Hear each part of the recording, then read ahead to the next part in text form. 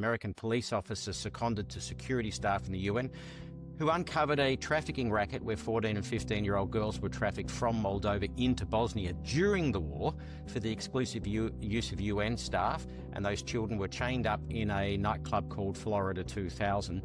As I said, turned into a movie, and what happened when the American police officer blew the whistle? She got fired. And this is consistently through the UN history that the whistleblowers get fired. Now, you thought they might have learned from that? Google food for sex scandals.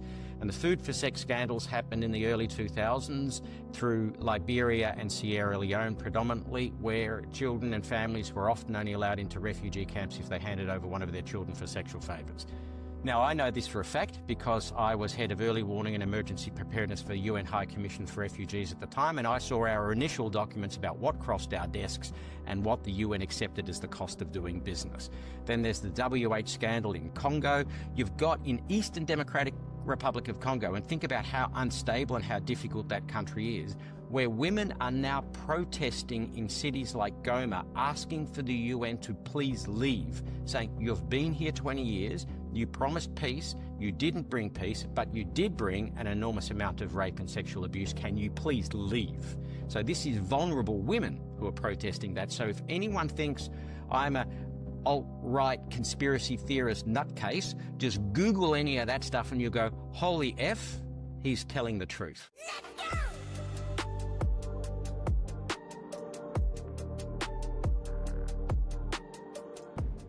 We can jump right in then. I was in the Air Force for almost 15 years. I was a military police officer. I have a vested interest in this as well.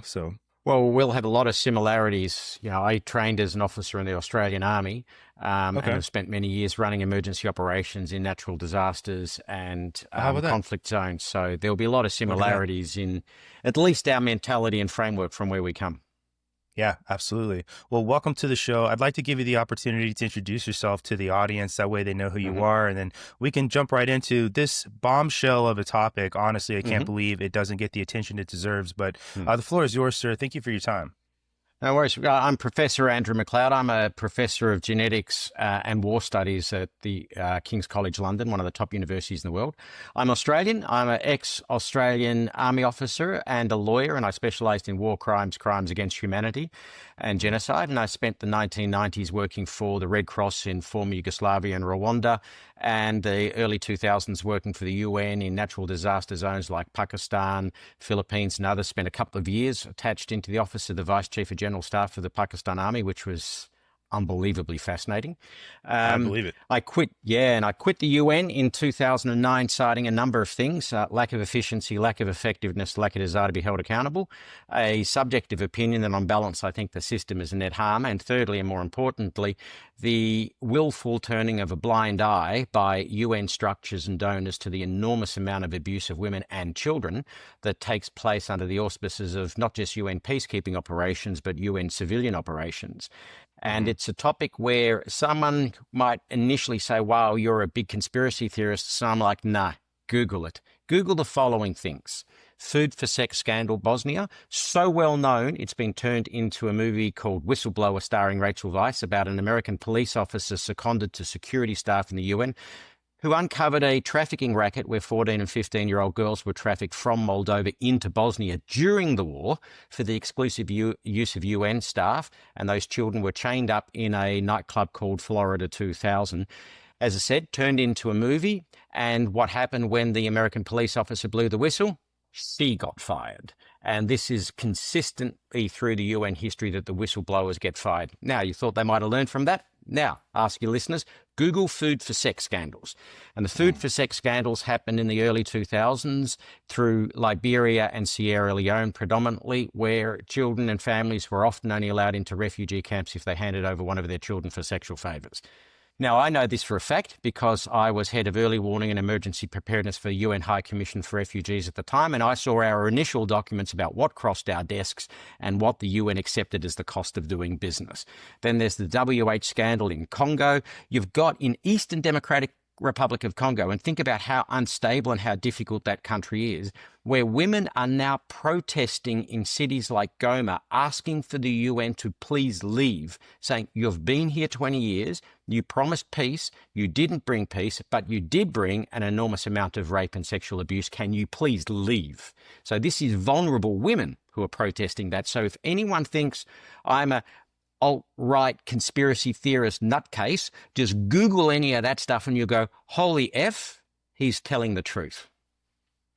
See, everything you just said right there it's absolutely insane to think about going on, because what you allow is what you condone. I truly believe that. And when you're made aware of a situation like this and the vector of which these aid agencies have become a place for abusers to go and target children and others who are vulnerable at the time, then this should be one of the easiest problems in the world to solve, right? But as you say all the time, right? I've listened to some of what you said. First and foremost, I like that you position this as an opportunistic thing for these abusers, right?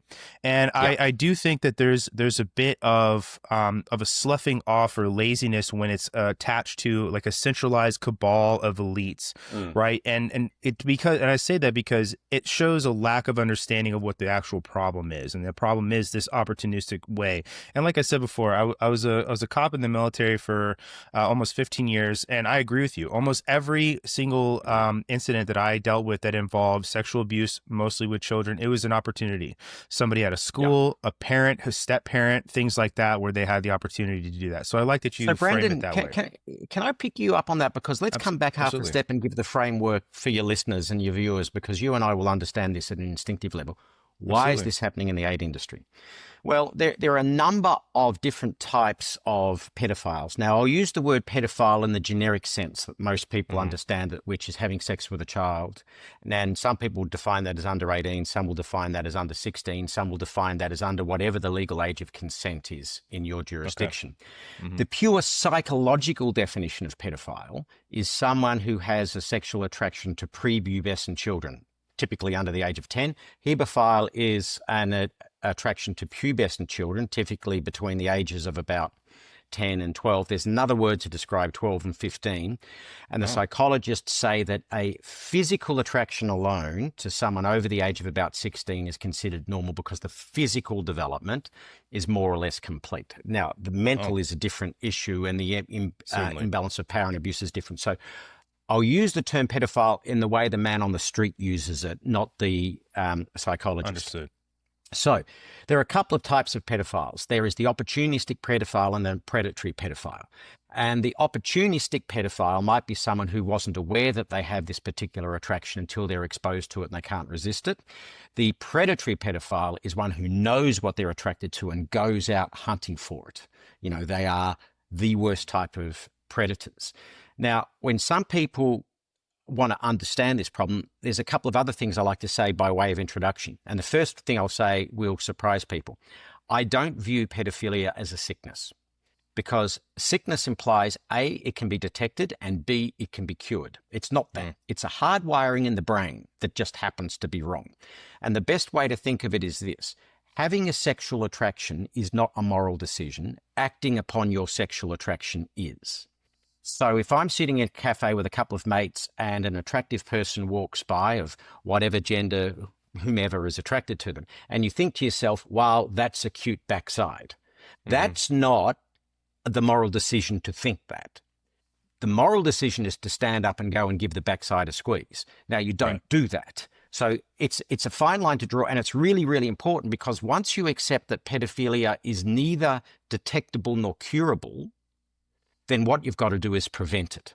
And you've got to put a lot more action in prevention. So some people might have listened to what I was saying, somehow thinking I'm an apologist for people with these attractions. Quite the opposite. I want a realistic understanding of what causes the problem so that we can stop it. Now, as we crack down in the developed world, the rich countries, on predatory pedophiles in places like scout groups, school halls, hospitals, and that type of prey is removed from the predator has to find somewhere else to get prey. And the one thing about the predators is they are rat cunning. Again, if you assume pedophilia is a sickness, you might think they're stupid. They're not. They're rat cunning because they know they can't get caught. They know they can't talk about this with people. So what's happened over the last 20 or 30 years, in the words of the National Crime Agency of the United Kingdom, so not my words, the NCA's words, or their predecessor before the NCA was created. As we crack down on predatory pedophiles in the developed world, the predators now go to the developing world and, their words not mine, chosen methodology to get access to children is to join a children's charity. Now, two thoughts jump into mind when I say that. One is, that's disgusting. The other is, that's logical, because predators go to where there's prey. So one of the things I say to people is, I'm not saying there is a conspiracy of pedophiles bringing each other in. They are smart enough to figure that out and figure out their own vector to the prey that they want to prey upon. But where there is a conspiracy is a conspiracy of silence, denial, minimization. And when people say, come on, really? And I go, right, you go back to the whistleblower scandal, 1994. You go back to the food for sex scandal, 2002, 3, 4. You know, this is 30 years in these sorts of things. And when you read the book of Kofi Annan, the former Secretary General, he says in his book, his largest professional regret was not stopping the genocide in Rwanda. And I think he's too harsh on himself on that one. But one of his other great regrets is not stopping the pedophilia of UN staff. This is the UN Secretary General himself saying it. And Lise Doucette, the well-respected BBC journalist, interviewed Kofi Annan in his last interview as Secretary General and said to him, Secretary General, you've been saying zero tolerance on sexual exploitation and abuse for 3 years now and nothing has changed. That interview was 20 years ago and still nothing has changed. So I set this framework to say it's too easy for the alt-left to dismiss people like me as alt-right fruitcake conspiracy theorists. And I'm saying, no, there's logic here, there's data here. And the other thing I'll say is Google me. I come out of the left wing of Australian politics. I ran for the left-wing political party at national elections. No one can categorize me as an alt-right conspiracy theorist. So why am I saying this in a way that will attack the UN and institutions? Because I think the child's right and child protection dominates over everything. Yes. I also think that by categorizing you that way, it means that you don't have to actually solve the problem. That's I think right. that's part of it too. Shoot the messenger. Exactly. There's a lot of problems with that dude calling you alt-right and framing it this way. Aside from the fact that it means that you don't have to actually solve the problem, it creates a narrative for the other side to use as ammo rather than actually going after the issue. And it gets used as a bludgeon all the time in a lot of different ways to just frame somebody as a political as one side of the political aisle or the other. So Brandon, let's use data and extrapolation to give your listeners some degree of what's the scale of the problem. Right. Now, the National Crime Agency in the UK, again, estimates that about 1 in 35 men have pedophilic tendencies, the hardwiring in the brain. About 1 in 35, about 3%. How they get that data, I'm not entirely sure, but does it make sense to me? It kind of does, actually. Now, the Child Abuse Inquiry in Australia that looked at the enormous amount of child abuse in schools, Catholic Church, etc., came up with a figure that somewhere around about 7% of the Catholic clergy participated in pedophilia, right? So if you take the National Crime Agency's data and say the underlying prevalence in the general community is about 3%, in an industry that attracts people, the Catholic Church, it's 7%. Where is the aid industry, the foreign aid industry? We'll go back to those words of the National Crime Agency, predatory pedophiles now choosing to join the aid industry to get access to children. So you would say that the aid industry is closer to the Catholic Church than it is to the general prevalence. But let's put it in the middle somewhere. So 3% is the underlying prevalence, 7% is the Catholic Church. Let's say the aid industry is somewhere around about 5%. Right? 500,000 aid workers in the world today. 300,000 of them are male, 5% of which is 15,000. So is it a safe starting assumption, if you are worried about the protection of children and you want to know what the scale of the problem potentially could be, a safe starting assumption is to say there is today somewhere in the vicinity of 15,000 men with pedophilic tendencies who are in areas where civil society is broken down, law enforcement is broken down, where women and children are particularly desperate, where they have control of food, water, and shelter, and they have unfettered access to children. Now, I don't need to say there is a conspiracy of pedophiles bringing each other in. I just need to say there is this incredible opportunity for predators to reach prey and no definitive way of preventing them and no effective enforcement or prevention mechanisms that are currently in place, no matter how much people like me scream and say, this is happening, please stop it. That's insane to think about, because when you think about a police department, or you think about a hospital, or you think about the military, the average size of a company, or what we'd say in the Air Force as a flight, is roughly around 40 people. It could be more, maybe up towards like 80. And then you think about the majority, the fact that those people are men, and now you're talking about you're standing next to one in formation, potentially, or one is serving on the street, as a police officer. It's a very scary thought. I was hoping that you could sort of back us up and take us into this, as sort of contextualize what's going on, and get into the story of where you began to see this and what the reality of it is on the ground. Yeah.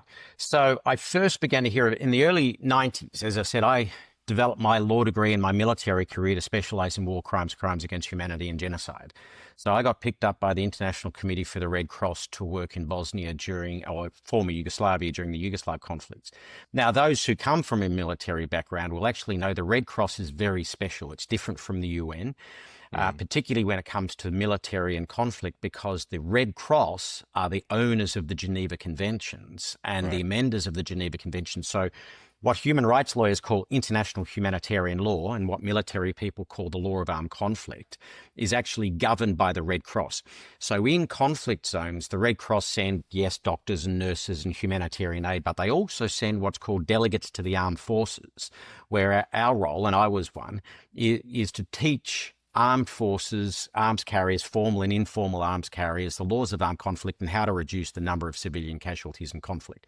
So my role was to work with what was then the Yugoslav army and the Serb forces in Serbia, Montenegro, Kosovo, and the Serbian parts of Bosnia to try and increase the training of the law of armed conflict and reduce the number of civilian casualties as part of military operations.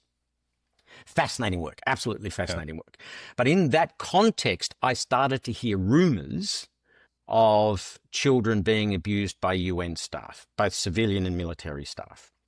And that's what later became the Whistleblower movie. And I'll say this, your listeners can go to Netflix, depending on the jurisdiction they live in, and watch the Whistleblower movie starring Rachel Weisz. And as shocked as they might be from what they see in the Whistleblower movie, that is after the lawyers got to the script and reduced some of the accusations. What actually happened was worse. So I first heard these rumors, but the Red Cross tends to operate very separately from the UN.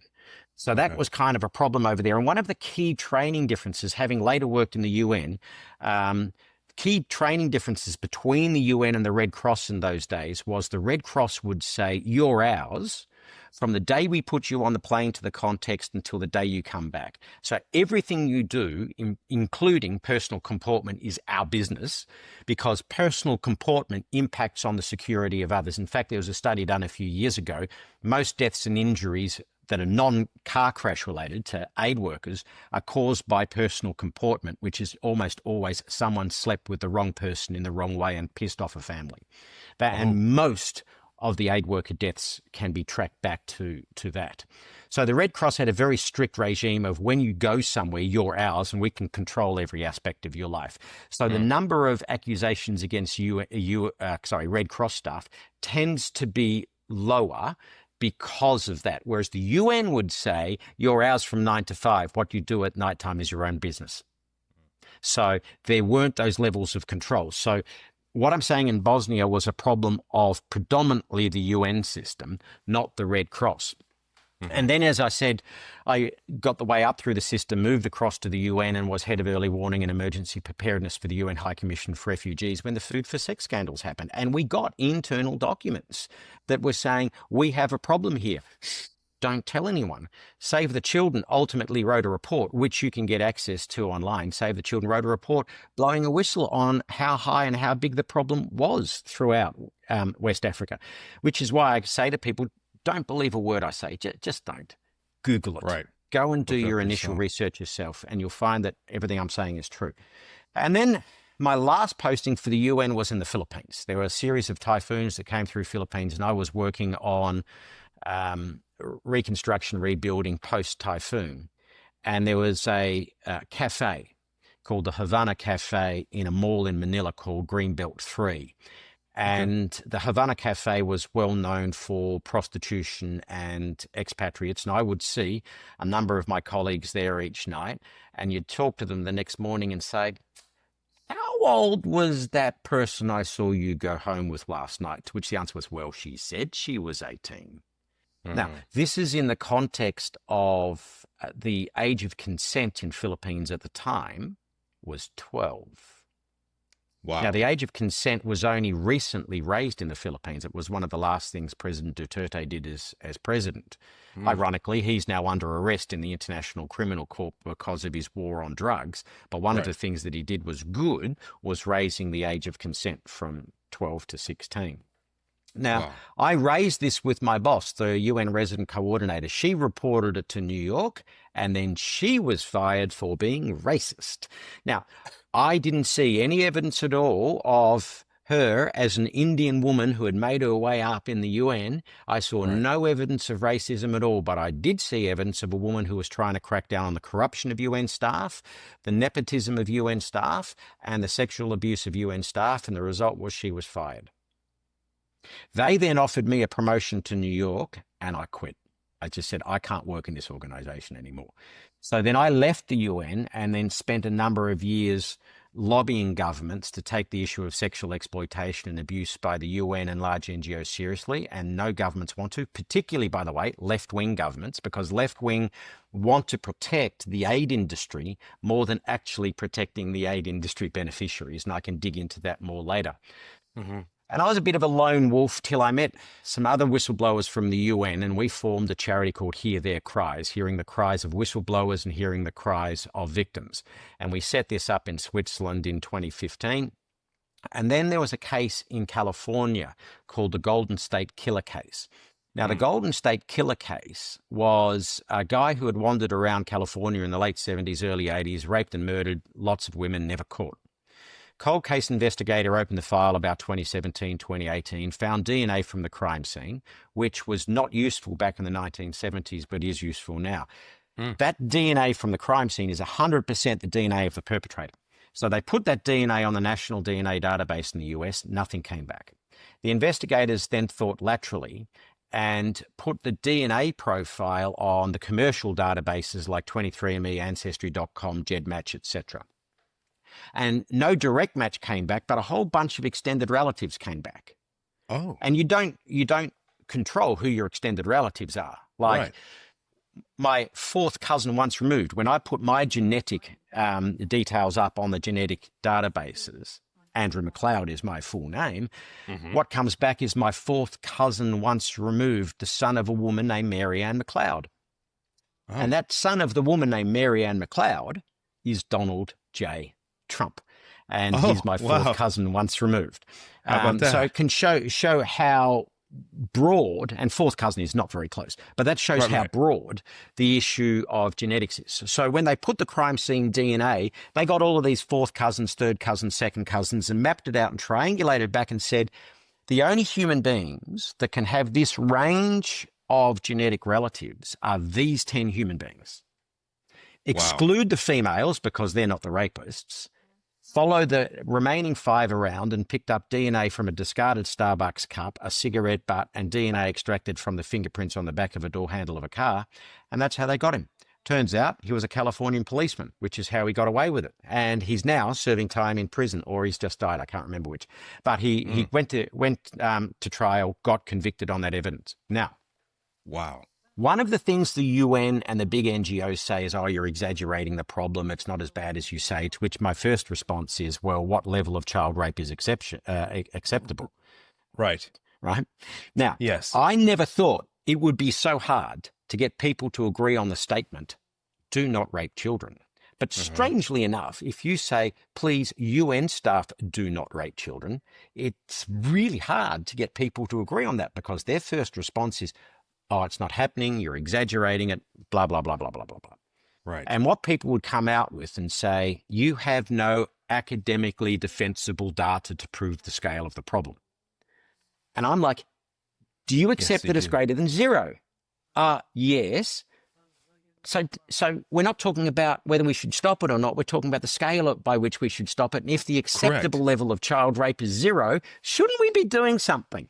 But no, they go down, as you said earlier, that conspiracy theory rabbit hole, accusing you of that. So, as you said, Brandon, they don't have to do anything about it. So what I'm like is, how do we prove rebuttable evidence that can be reproved time and time again?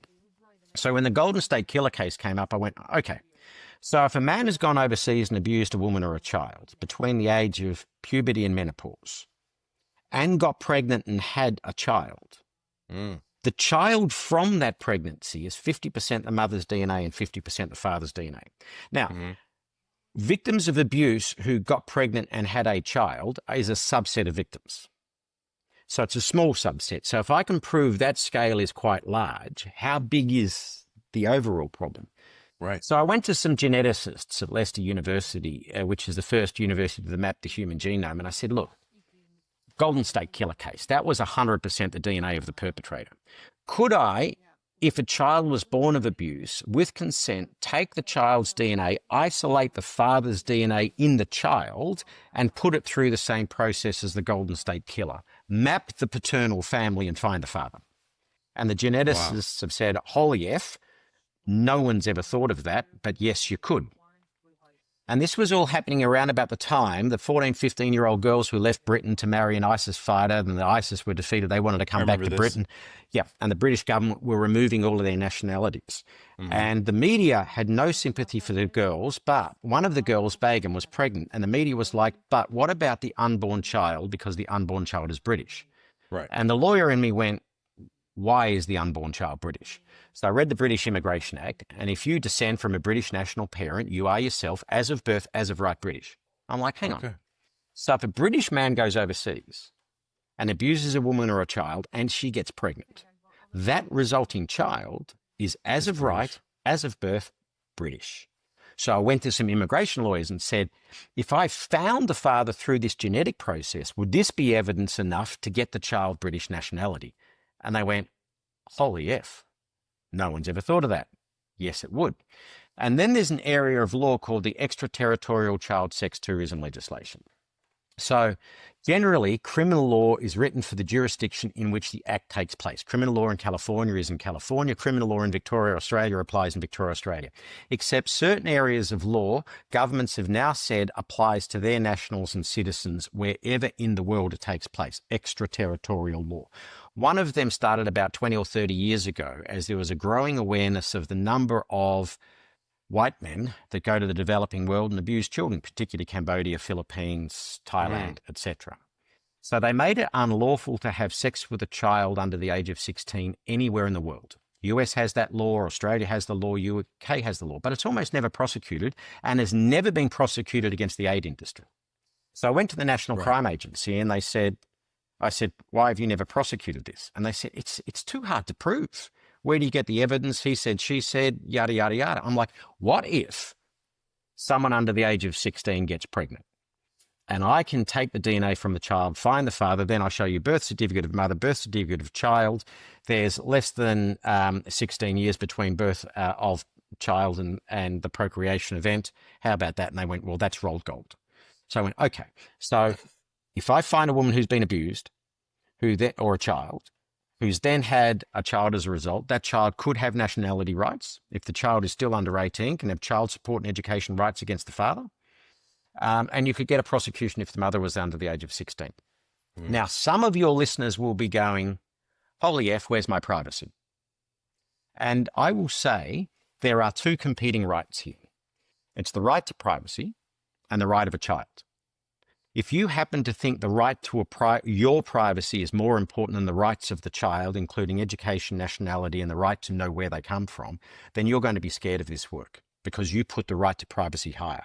But if you put the rights to a child, the rights of a child to know who their father is, to an education, and to a nationality over and above a predator's right to privacy, then you think my work is exciting. So it's a conflict of rights. And I can't tell you in your mind which of those rights is more important. And it's each of your listeners to ask, do I value my right to privacy higher than the protection of children?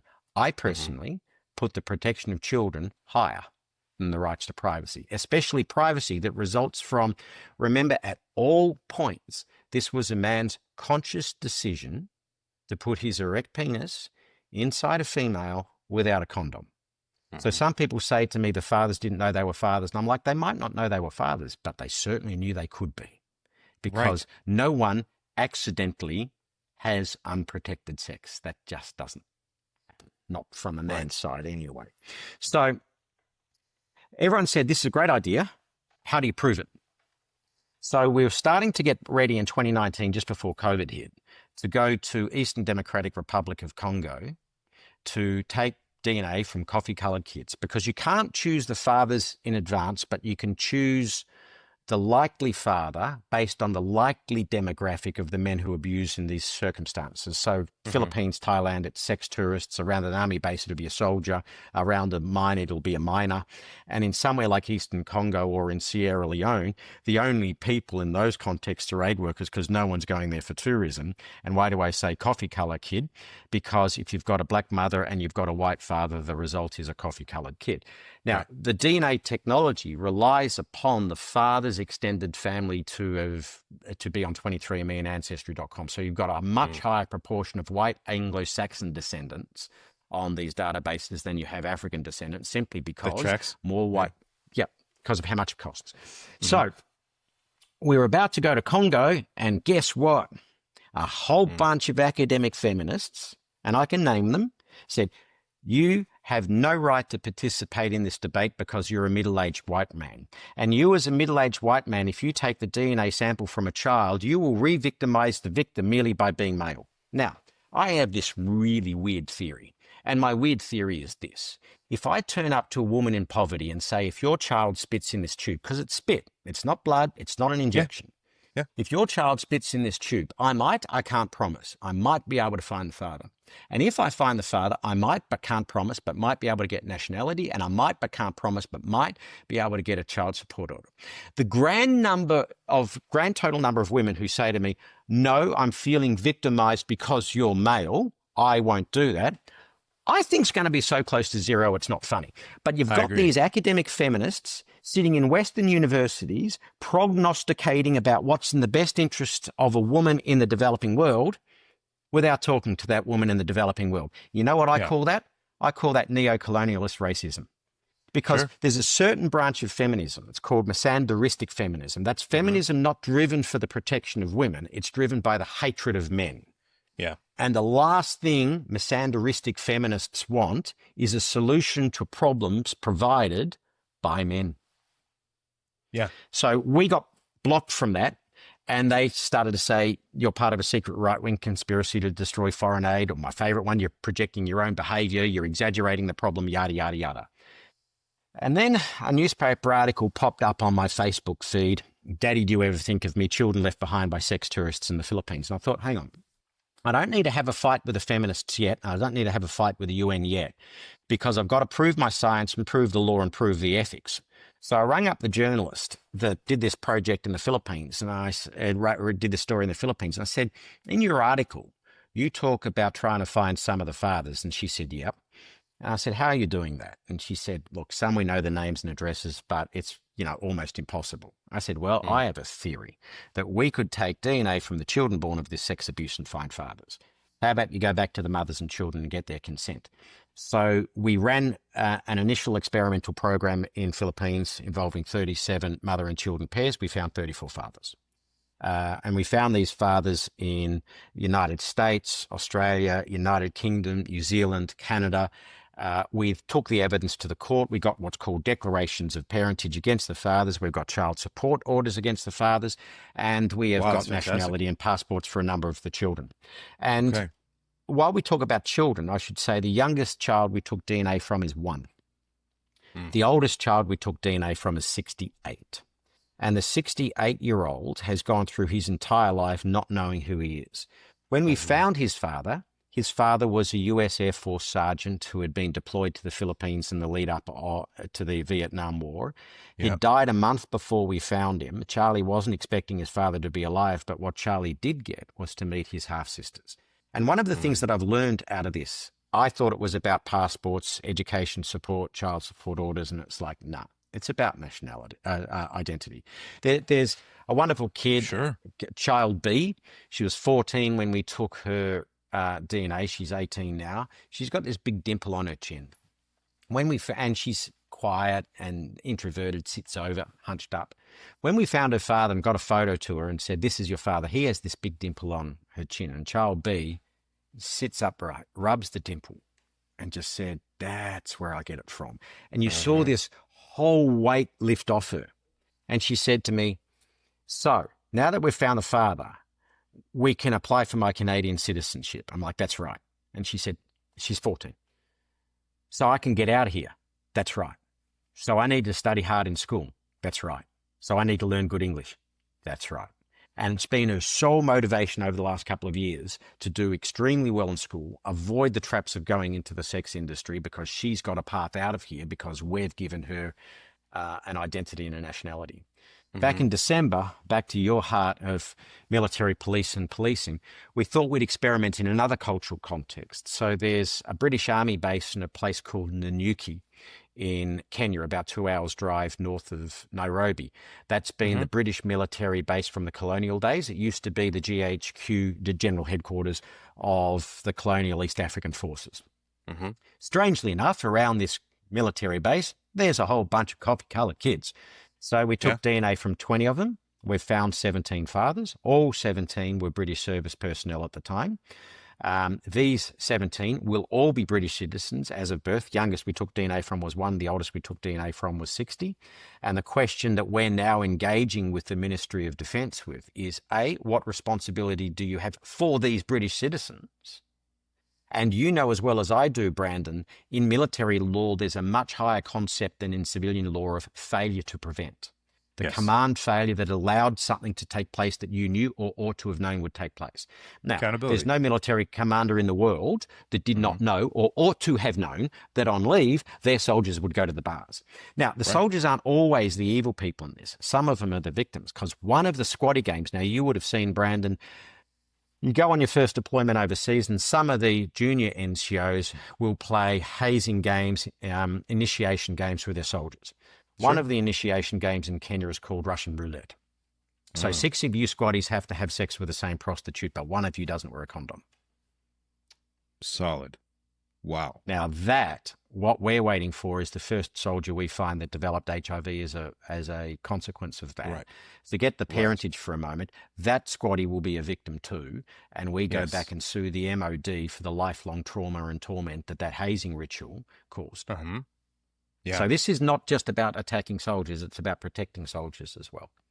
Well, you're painting the picture of just how broad the narratives or the victim spectrum really is here.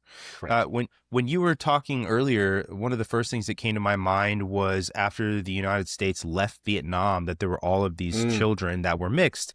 And I remember watching a documentary on this, and there was a group that went and they basically were just trying to find, by walking around cities and towns, to try to find what were mixed Asian, Vietnamese, and American children. And what they learned is that they were basically outcasts, and that even their own society hadn't taken them in as Vietnamese because they were half, right? And one of the things that happened for them to survive is, I think, probably what happens here with a lot of these children you're talking about, is they were pushed into all of these fringe ways of making money and surviving. And one of those fringe ways of making money is prostitution. And so you're really creating this whole cycle of trauma that lasts their whole life. And that's you're painting this really, really well. Just want to say. Let's talk for a moment middle-aged white guy to middle-aged white guy. Let's do it. So we will often bristle at some of the wokeness that's out there. You know, wokeness will paint all men as the evil. And it's the same wokeness that results in a misandristic feminist saying, as a middle-aged white man, I have no right to participate in this debate. I mean, it's like frog shit. Violence against women, right? Here are some of my more controversial issues. Violence against women, that's a statement we should end. We shouldn't talk about violence against women. It's violence by men. Okay. It's not violence against women, because that subconsciously implies the women are somehow responsible. Now, no bloke should go and punch a woman in the face. There's no justification for it. If we start talking about violence by men, and what's got to reduce is violence by men, you suddenly realize it's not a feminist discussion. Violence against women is a feminist discussion. Violence by men is a masculine discussion that needs to take place in men's sheds, men's groups, men's changing rooms. So, opposed to what the misandristic feminists say about you have no right to participate in the debate, no, it's my debate. It's my demographic that needs to change. Don't punch a woman in the face. It's a bit like saying don't rape children. It shouldn't be a hard statement. The other thing that ruffles middle-aged white men sometimes is the woke statements like multi-generational trauma. Now, what this work has done is I've spent time with a whole bunch of children who are born of rape and born of abuse, and multi-generational trauma is real.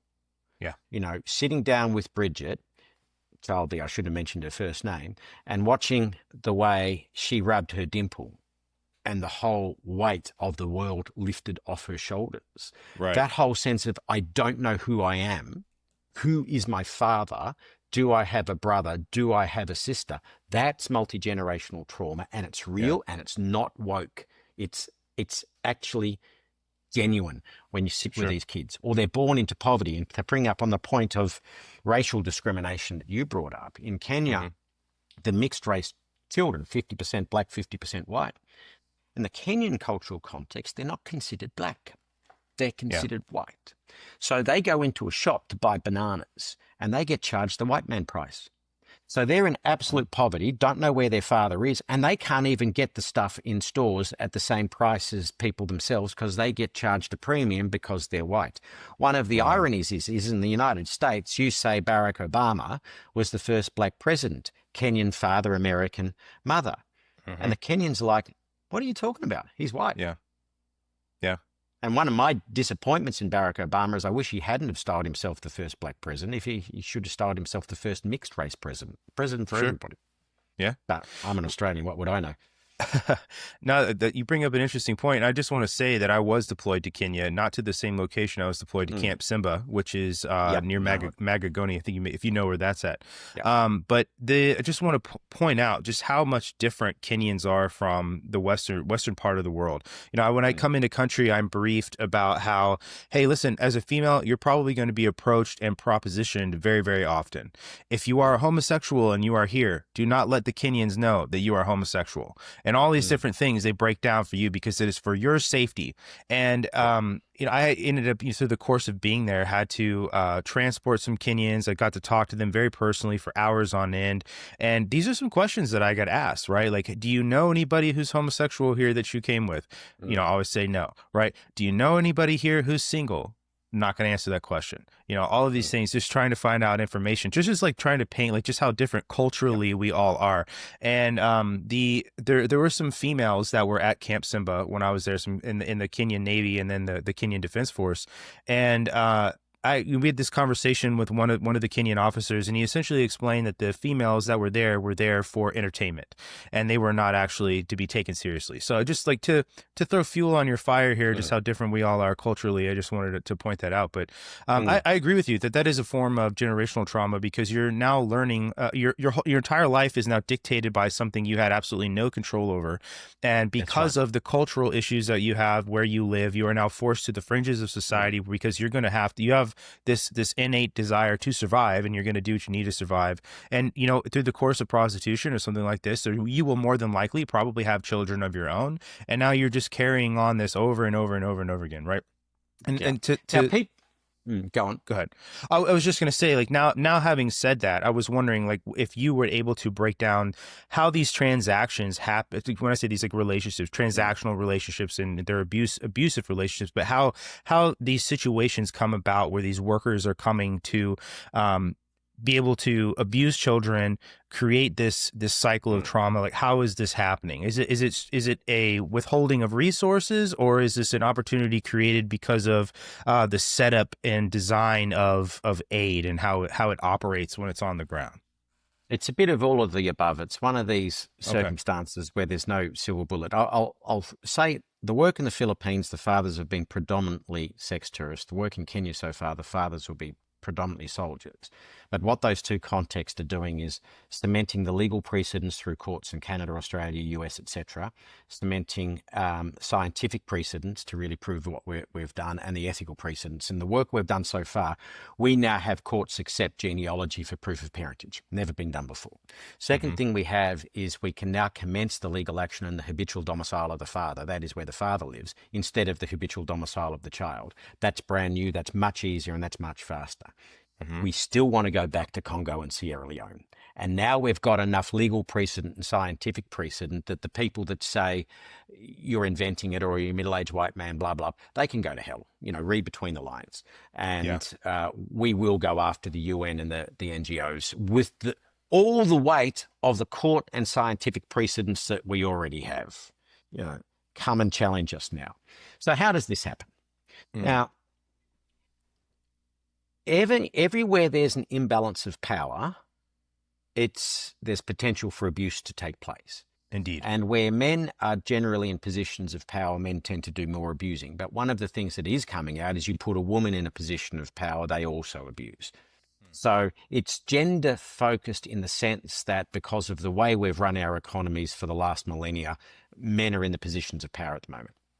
So when you have an imbalance of power, there is an opportunity to abuse. Now, some people, including some absolutely lunatic fringe feminists, will say that prostitution is not an abuse of power. It's a freedom of the woman to express her own individually, yada, yada, yada, yada. Yeah, I'm sorry. The number of women who voluntarily go into prostitution because they're expressing their individuality is a very, very, very small subset of women. I agree with you. And a man who says that even though she consents so it's not legally rape, using your position of power by your money to get sex, I'm sorry, gents, middle-aged white bloke to middle-aged white bloke, that is, to a larger or a lesser degree, an abuse of power depending on what the power imbalance between you is. So if I happen to want to go to a prostitute as a middle-aged white man in Australia and I just happen to stumble upon one of those rare prostitutes in Australia that actually is expressing her individuality and is quite financially well off anyway, then maybe you can run the argument that in that rare case that it's not. But if you start to say a guy from the United States or a guy from Australia goes to Kenya or Philippines or Thailand or somewhere like that where the communities that many of the sex workers are coming from are living on $1 or $2 a day, and I walk in with my $50,000 salary or my $100,000 salary or whatever it is that I'm getting as a salary, $200,000, $300,000 if I'm a senior UN person, and I'm throwing $10, $15, $20, $30 around or $100 around, the amount that a man will spend on a prostitute in the United States in one night is the equivalent of some of these low-income earners' salary for a year. Wow. Don't tell me that's not that's not an imbalance of power and is not partly abusive. Sure. So you come into that context where there is that imbalance of power, a temptation exists. And if we go back to the beginning of the conversation, we talked about predatory pedophiles and situational pedophiles. Right. So predators coming into the environment do so coming in with the specific intention to go hunting. And for them, it's easy. It's shooting fish in a barrel. For the situational pedophile or the situation abuser, even if it's not pedophilia, someone who didn't realize that they wanted that meaningless sex. And let's cut the crap. Sex with a prostitute is masturbation in the vagina. There is a big difference between sex and making love. Yeah, making love is an emotional contact. It's an expression of joint respect and love with each other. Sex is masturbation in the vagina. And usually men pay for sex when they have a self-esteem issue and it's expression of a self-esteem issue that they're trying to make themselves feel good. And you will know as an ex-copper, most sex crimes are not crimes of sex. They're crimes of power and crimes of self-esteem. Absolutely. Well, that's why people who pick victims tend to pick people who they have absolute control and power over, right? Correct. And that's Correct. I think probably the source of most of the enjoyment is not necessarily the act itself, but the feeling you get of power That's control right. over somebody. Yeah, That's right. which is despicable on its face. You know, you based on just like what you do and the interests you have. How much have you looked into how much social media platforms are used as vectors for this? And I say this because I'm sure you're probably aware of all of what's happened most recently with Roblox, and specifically them banning that person Schlepp, who was they basically accused him of vigilantism, and they removed him from the server. Are you familiar with this? Yeah. Okay. Well, I had a conversation recently with a private investigator from Texas, and she essentially tracks this decentralized network of what is in major majority a white supremacist online cult called the Order of Nine Angles. Are you aware of this? Okay. And then oh no. All right. They use Satanism and the imagery and iconography of Satanism as a vehicle to add this mystical layer toward what they do. And they're not like a real satanic cult or religion like Anton LaVey or this. In fact, the Satanic Church of the United States actually has come out and disavowed them as not being satanic in religion. They are, like, for all intents and purposes, LARPing, right? Live action role playing. And there is an offshoot of O9A called 764. And 764 is this accelerationist cult that targets children specifically in or in online platforms like Roblox or Minecraft, and then in Discord servers, all these places where they share child pornography. They target children and have conversations with them. They teach them how to hurt themselves. They teach them how to hurt other people. They've convinced children to live stream their own suicides, things like this. And there's a lot of sexual exploitation that goes on. And we talk about this pretty often on my podcast because I have a very big interest in this. I hate people who hurt children very, very much. And this is something that I saw all too, and it was very disheartening. Can I just say really fast? It was very disheartening as a service member who also grew up as a military dependent. My dad was active duty for 24 years. And to sort of have this wool removed off my eyes of thinking as a child growing up that all service members have integrity and honor and accountability, and then coming to realize that if you were a piece of crap outside the military, it's probably going to be expounded once you're inside the military, and just seeing people as who they are. Okay, so it was really disheartening for a while there. I had to sort of come to grips with the fact that these are just people, right? And I hate it for what it is on its face. And I think that these social media platforms, specifically things like Roblox and Meta, who is very, very much aware of the fact that their platform, specifically Facebook Messenger and Instagram, are used to reach out to children, and yet they do nothing about it. And then they let their algorithm have all these other harmful effects on kids for just social esteem that, like you were talking about. It's you have to have an opinion on this, I'm sure, right? Oh, you are so speaking my language in this. Look, let's park all the satanic stuff to the side for a minute. We'll do so for two reasons. One, I don't have specific knowledge about the satanic stuff. And two, when going that route, it's too easy for people to start dismissing you as a conspiracy theorist, yada, yada. So Great point. So let's simplify this. Child M, one of the other children I was working with in the Philippines. We found her father. We got her another nationality, and she's safe now. When she was 12, we caught her mother negotiating with a guy in Germany and a guy in Holland for her virginity price. And her mother had set up at least 12 different Facebook profiles that I know of so far with the child's images. And from a marketing perspective, she was actually quite clever. She segmented the market of men who would be attracted to a child and created different Facebook profiles for this child's image. And one predominantly had Saudi men following it, one had predominantly Indian men following it, one had predominantly American men following it, etc. Wow. And that's complex. What I learned from this process is the one error the mother made is the mother followed all the profiles that she had set up. So when the child told me that this had happened, the child gave me her Facebook password. And then via her profile, I was able to link onto her mother's and map out the networks of profiles that the mother had set up for the child. Over a couple of days, I was then able to map out a network of predators, because what happens is the predators tend to follow each other. And when a predator finds a child, all the other predators bomb in on this child. So one of the Facebook profiles for this child, M, had 2,500 followers. Wow. And they were predominantly men in a foreign country. Okay. And then I suddenly went, hang on, if I start mapping out who the predators are following, I get a network of predators and a network of victims and potential victims by just going one level down, just on those that don't have their security settings on, don't see my followers and all that sort of stuff. So over about a week, I had mapped out a fairly deep network of predators and, critically, victims and potential victims. Now, what took me a couple of weeks, the social media company could do with an algorithm in 1 squintillionth of a second.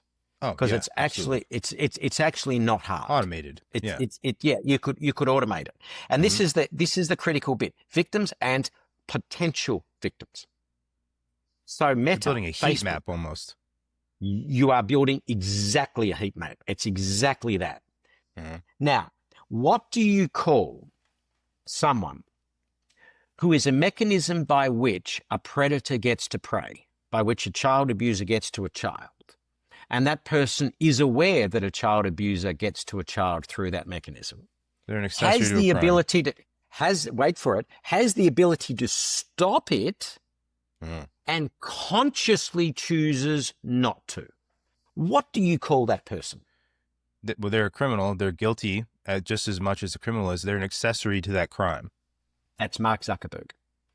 And what I want to see, so the excuse that social media companies are used is when the internet was first created, the acts in the United States said, we're not declaring you publishers of the information, so you can't be held guilty for defamation, yada, yada, yada, yada. Okay. I want to take a criminal case, and I want to say that legislation might protect you from a defamation action, but it doesn't protect you from a criminal action. Every single senior executive in Meta, Facebook, Snapchat, Instagram, Discord, if any of you are watching this, you are all guilty of a crime. You are all guilty of aiding and abetting child abuse. And if you didn't think it till you heard me say it, now I've said it, how are you going to look at yourself in the mirror? That's what I'll say to anyone. In fact, anyone who works in a social media company, because I quit the UN because I couldn't stomach what the institution was turning a blind eye to. If you work for a social media company and you are not doing everything in your power to prevent this, then you are complicit and you should quit. If my wife is running a meth lab out of my garage and I do nothing about it, I am just as guilty as she is when the police busts my house for a meth lab. That's it. That's And this is insane. child abuse. This is child. Yes, and it you can is. map it. And this is why I say you can map the predators, you can map the victims, and you can map the potential victims. They have the ability to stop a crime before it takes place. Right. That's incredible. How often do you work together with anybody to try to bring this into being scoped to where it can be an actionable thing all the time? That's the challenge we have now is we've proved the concept. Okay. We've proved that the science works, that the law works, that the ethics are right, and we've proved it in a number of different jurisdictions. The hard question is, how does it scale up? Yeah. And the analogy I Has to be give adopted. is, it has to be, and it's got to be at the government level. It actually has to. Because I say we are today with the aid industry exactly where we were with the Catholic Church in the 1970s. That is, we're just Great beginning analogy. to see a very small tip of a very large iceberg. In the 1970s, people started to believe the mothers and the children. Now, no one's even talking to the mothers and children who are victims of the aid industry, because what we saw with the Catholic Church is the victims were in Dublin, Boston, Sydney. So there was power that the mothers and the children could coalesce around. Mm-hmm. The victims of the aid industry have no power to coalesce around. So it takes people like me and hear their cries to create the power regime around which they can coalesce, where our greatest enemies right now are not predatory men. Our greatest enemies right now are misandristic feminists who are trying to stop this work, because the people who started hear their cries, me, Ed Flaherty, male, Peter Gallo, male, Abby Jollies, female. And it's like, well, you're three-quarters male, you're also sexist. It's like, we're trying to stop child rape. Right. That's Focused. wild. Like, what I would challenge them, what are you doing to solve the problem other than trying to stop other people who are men from trying to do it? That's absolute insanity. Not to stay on like the whole woke thing so much, but yeah, I agree. There are so many things. It's always baffled me when I had a couple instances where a teenager would come into our squadron to report something that happened to them. And normally the first person that shows up is the mother. And then normally, and I've seen this, where they challenge their kid about the honesty about their level of honesty and integrity about what they're saying. There's not this initial rush to believe them. There's an initial rush to challenge, and I don't understand that. I've seen that from, and these aren't step parents. This is like an actual blood mother, right? I don't understand. There must be something innate there psychologically, and I don't know if it's like almost like a prevention of crying wolf, so that when it does happen, even though it is happening, that it's been taken seriously, or what, or it's maybe it's they look at it as a reflection of themselves because it happened under their tutelage. But yeah, I agree with you. I've seen that from parents specifically. I think, Brandon, this is an all of the above thing as well. And I'm going to touch on false accusation for a second as well. So it's all of the above in the sense that the child is most likely to be abused by someone whom the parent has introduced them to. Yeah, absolutely. So part of it is going to be internal guilt. Now, you're ex-military as well, or currently serving. I don't know if you still serve. Nope, I'm out. Right. So what's the hardest thing to get human beings to do in the world? Out of everything you try and convince a human being to do, what's the hardest? Just agree together? Agree on one thing? I don't know. Nearly. Okay. So some people will say the hardest thing to get a human being to do is to agree to die. And we're like, nah, that's easy. We did that in the military. That's what our training was. The hardest thing to get a human being to do is to admit they were wrong. So it's part of what you're saying about agreeing. But for people to go, I was wrong, is really hard. So if you said to a child, you can trust Father Brown, and later it turns out that Father Brown was an abuser, the first thing you've got to do as a parent is to say, I was wrong. And that's very hard. So, so part of it, well, not just ego, it's deeper than that. But part of it's ego. So part of it is going to be wrong. Part of it is most people in the world, and I don't mean to be patronizing about this or egotistical about this, but most people in the world are sheep. Most people want to know, where is my place? What do I need to do? Leadership is rare because leadership is rare. Right. And most people don't want to rock the boat. So I've said Father Brown is safe. I am wrong. I've got to admit that I'm wrong to myself, to my child. And now I'm going to rock the boat by admitting to the world I was wrong. So these are really high hurdles for human beings to get over at any rate. Now, that having been said, most accusers are right, but there are false accusers, and in the age of Me Too, false accusations are increasing. And false accusations will fundamentally destroy a person's life and their family as well. No doubt. And everything I'm about to say is public information. And your listeners can Google this, the Rebecca Palmer case in the United Kingdom. So this is a woman whose boyfriend was SAS regiment. All right. She accused him of rape. The squaddies in the SAS did the right thing and believed the girl, beat the guy up. He's thrown into the brig, gets drummed out of the army, arrested, put on remand, not even given bail. The mother believed the boy when he said, I did not do it. The father believed the accuser. Mother and father divorce.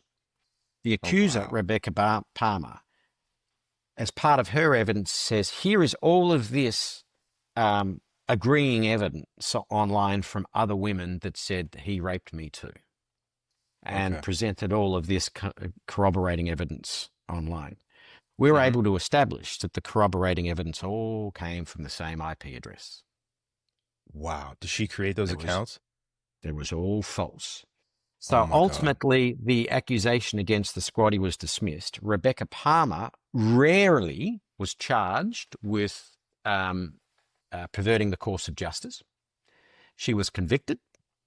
She was sent to jail for 5 years. And the judge in the conviction, in the summing up, and I'm so glad it was a female judge, said to her, you've harmed a lot of people. Amongst them, you have harmed real and genuine victims of sexual exploitation and abuse because you have made it too easy for the next people to say to the next victim, I don't believe you. Now, this guy's career in the SAS was lost. His friendships with many of his squad mates was lost. His mum and dad divorced. That can never be undone. And this is an enormous amount of pain.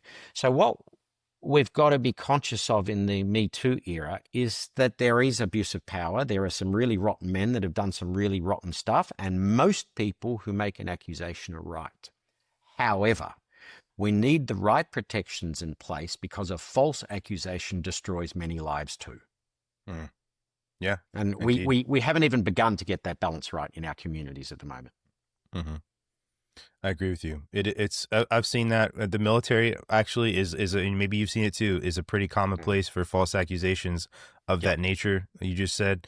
I've seen it, and it destroys credibility even when it's proven to be false. Any sort of false accusation, there's always this doubt in the back of the mind. It could be something as serious as sexual assault, it could be theft, anything like that. It's like, well, they did say.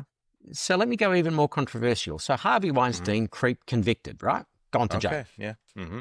Now, there's a lot of creeps in Hollywood, and a lot of people say Kevin Spacey's a creep in Hollywood too, because look at all the stuff he did, right?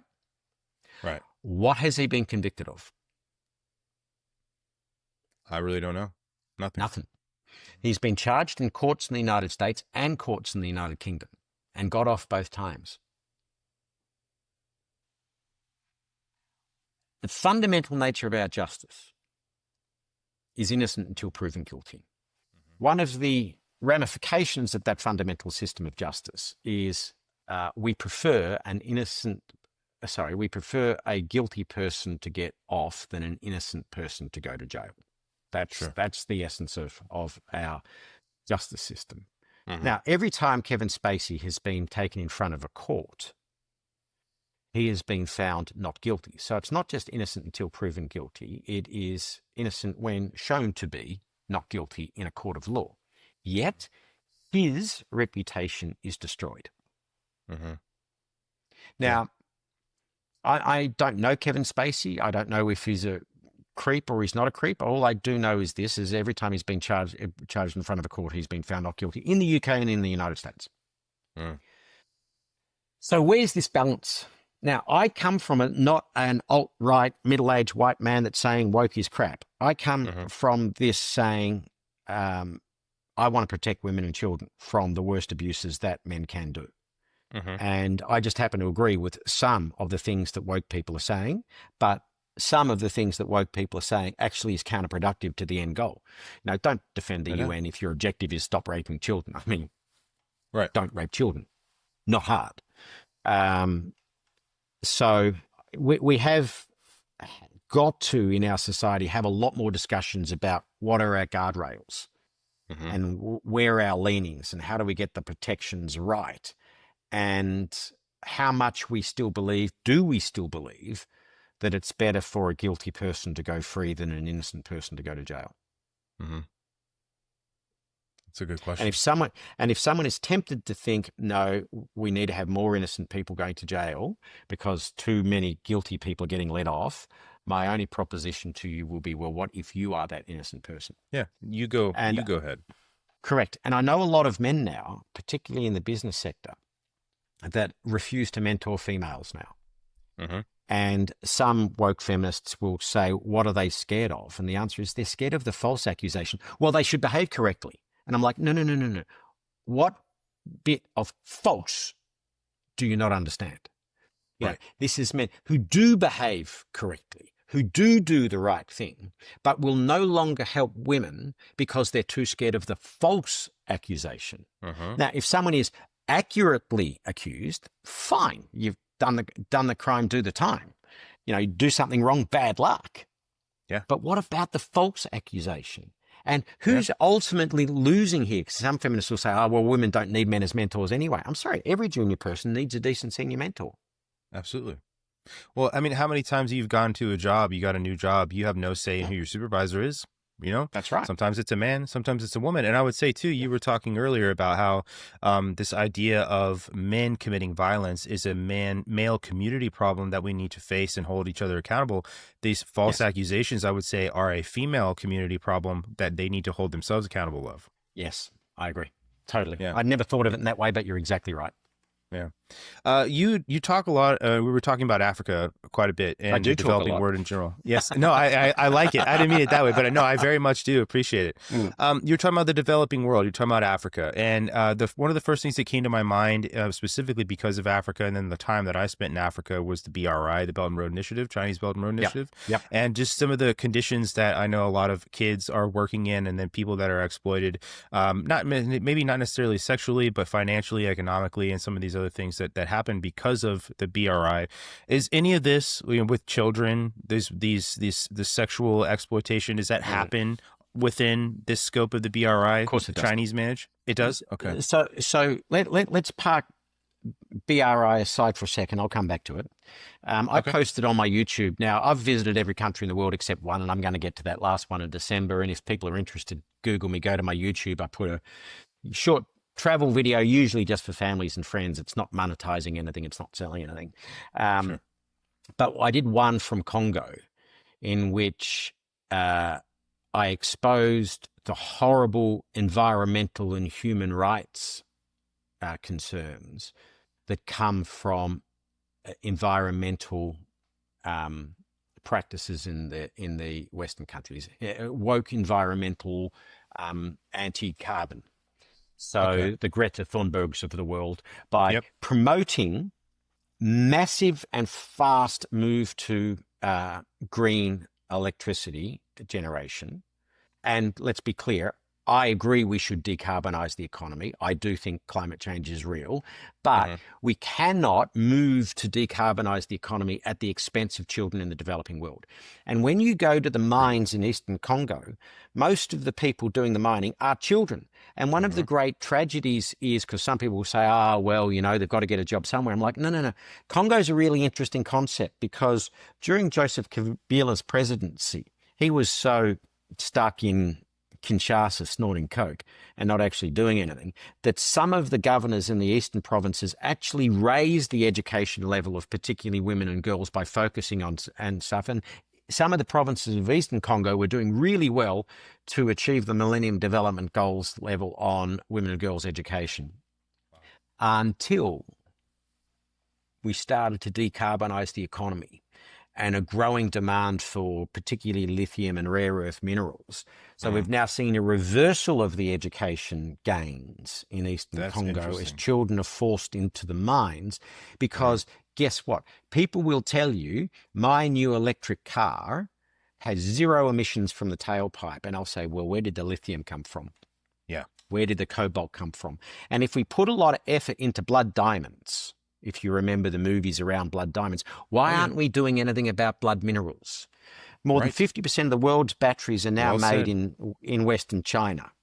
So you're driving around in your 0 emission green car that is dripping in the blood of Congo's children. Your green car is not green, it's red.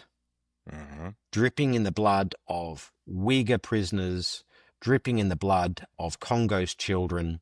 And there is a huge scandal that's going to start unfolding, and people are going to say, I didn't know. Well, people like me are saying, wake up, this is happening. Now, that is without taking into account the Belt Road Initiative. Now, one of the things I've been saying about the Belt Road Initiative, let me just unpack it a little bit in case some of your listeners have not heard of it. So back at President Xi's initial term, so back about 10 years ago, the Chinese government came up with what was initially called OBOR, One Belt, One Road, and then they realized it made no sense, and then they evolved it to the Belt Road Initiative, which was, confusingly, a seaborne road and a land belt to connect. What the Europeans will tell you is it's connecting China with Europe as a new Silk Road for trade, but actually what it's doing is connecting Africa and China. Correct. And with a side road into Europe, because the Chinese mentality is this. Well, let me play it out just slightly longer. Let me ask you a question, Brandon. What was the Roman numeral for the number 0? I don't know. Is it Epsilon? No, that's a Greek, isn't it? Okay, there wasn't one. There's XXVII. There was no Roman numeral for the number 0. You can't have the decimal system 10, 100, 1000 without the number 0. Question. Who invented or perfected the number 0? Was it the Arabic cultures? Now, it's interesting you go into the cultures. Now, there's some debate between India and Arab of who invented and who perfected. But the point is this, you don't know for sure. And this is the most important thing that we have in our world, the numeral system that we use every single day. Our numerals are not called Roman numerals, the 1, 2, 3, 4, 5. What are those numerals called? They're Arabic, aren't they? They're Arabic numerals. Now, the thing about our culture, and this is going to link back to the Belt Road Initiative, our culture, the white Anglo-Saxon Christian culture, is we're very culturally arrogant. If it doesn't happen in our culture, it doesn't happen. So we called the years 400 to 1400 the Dark Ages, where the world went backwards. Well, the world didn't go backwards. Our cultures did. But science, mathematics, medicine, astronomy, all went forwards in the Arabic and Indian world. So in what is now called Uzbekistan, in and around Samarkand and Khiva, there's a guy named Muhammad al-Khwarizmi, who had a mathematical university that perfected the use of zero, building on the work of the Indians. Al-Khwarizmi's name is anglicized as algebra. A guy named Mirza Ulugh 500 years later measured the length of the year to the most accurate point until computers were invented. Now, why did the invention of the number 0, or the perfection of the use of the number 0, and this great astronomical feat happen 500 years apart in Uzbekistan? And the answer is Uzbekistan from 400 to 1400 was smack bang in the middle of the Silk Road. It was the intersection of culture, of knowledge, of understanding. And we don't learn about that enough because it didn't happen in the white Anglo-Saxon culture. One of the many ramifications of that is when we look at China and India, the narrative that comes out in our cultures at the moment is China is rising. And you look back at graphs and you put the graph back to, say, 1980, and you show how China is going up and comparatively the West is coming down. You go, see how China is rising. Take that graph and put it back to the birth of Jesus Christ instead of 1980. And what you find is for most of the time, Asia, China, India, Central Asia was dominating economically until about the 1750s. They turned down and kept on going down until about the 1950s and start coming up. Two things. This creates the narrative that China is not rising, China is returning. India is not rising, India is returning. For about 18% of the time since the birth of Jesus Christ, the white Anglo-Saxon cultures have dominated global trade, politics, military. For the other 82% of the time, it's been dominated by Asia. We think our culture is the global ruling norm. We're actually the global spike. And what the Belt Road Initiative, the One Belt, One Road program is reinventing and recasting the role of Asia generally and China specifically for the new cultural dominance. And I say there we are going through the 6th great human transition. the 5 transitions before this: Egyptian to Greek, Greek to Roman, Roman to Zoroastrian, Zoroastrian to Muslim, Muslim to Christian, and now we're going Christian to Asian. And these other great human transitions took a couple of centuries. This one's taking about 20 or 30 years, and we're halfway through it. We are the first generation in human history that will see a shift from one cultural dominance to another cultural dominance. Now, before your listeners start throwing eggs at me, I'm saying this is what's happening. I'm not necessarily saying I agree with it. And there's a difference between analysis to understand and analysis to agree. Sure. Right? So I'm not agreeing with this. I'm painting a picture of what's happening globally. Now, some people will then start to say, from the European cultural context, when I say European cultural context, I mean Australia, United States, Canada as well. Right. Get what you mean. And say, well, what China is doing is China is raping and pillaging Africa just like we raped and pillaged Africa. To which my response is, name me the Chinese colonial government in Africa. How many slaves has China taken from Africa? Because when you travel through Africa and you speak to African leaders, what African leaders will tell you is, well, they're not great, and some of their contracts are not great, but they're not killing our people, they're not enslaving our people. They might not be perfect, but they're not as bad as you. And what we haven't figured out is there's so many parts of our culture that are great, and I would much prefer to live in Australia than China. Let's be clear about that. I like individual freedom. I like democracy. I like well-regulated capitalism. But we're very bad at recognizing where other cultures have done good stuff, and we're very bad at recognizing the bad stuff. So we're very bad at analyzing future risk. We don't see where the risk is coming from, and we don't need to see where we need to fine-tune to make things better. And we are at a real tipping point between cultures in Asia and culture in the European cultural context about who's going to dominate for our child's lives. And that's what the Belt Road Initiative is about. So it's not really about raping children or abuse happening in the sites. Because, yes, it does, because you've got the same imbalance of power. And Asians are just as racist against black people as white people have been. So there's a lot of racial disputes within Africa. But they're not as bad as we were from the African perspective. Right. I've made that point as well on the show, that this just kind of the reality with this is that they prefer this, I guess you could say, form of control. You know, they prefer that to what was offered. Well, yeah, I mean, after Brexit, when Britain left the European Union, a friend of mine was the trade minister in the UK, and he's like, look, it doesn't matter about the trade we lose with the EU. There's such a reservoir of the goodwill amongst the Commonwealth. We'll pick up trade with the Commonwealth. And I'm like, reservoir of goodwill? Are you reading a different history book from me? Because my history book tells me most colonial countries told you to piss off at the point of a gun. Where's the reservoir of goodwill? I agree. It's well, I guess you could say in a way it's a revisionist form of history, I suppose. And I often wonder if this sort of resurgence of this, like, I think you made a good point earlier too about how we tend to view the West as like the center of the world and like the dominant, hegemony, I guess. And, we say, well, look at all these beautiful things that Europe has built. Look at all these wonderful things that came out of the Renaissance and all of this. And, you look at, well, first off, there was a ton of connection to the Middle East and Asia, and that's what fed into the Renaissance as well. But it totally negates the fact that there were beautiful cultures and beautiful buildings and beautiful clothing and beautiful music all throughout the Middle East, the whole time, right? It's not this. Mate, it wasn't something. Go to Samarkand in Uzbekistan, and the architecture is astonishing. Let me show you something else. Okay. So this trade minister has on the back of his wall a map of the world, and everyone puts the map of the world with their country in the middle. So he had a map of the world, something like this, and he said, Andrew, Britain's going to be fine because we're halfway between the United States and China, so we're going to be the crossroads of future trade. And I went, really? Let me show you a completely different world map. Righto. There's another world map. Who's between the United States and China? Answer, Australia. And where's Britain? Way off the top left-hand edge.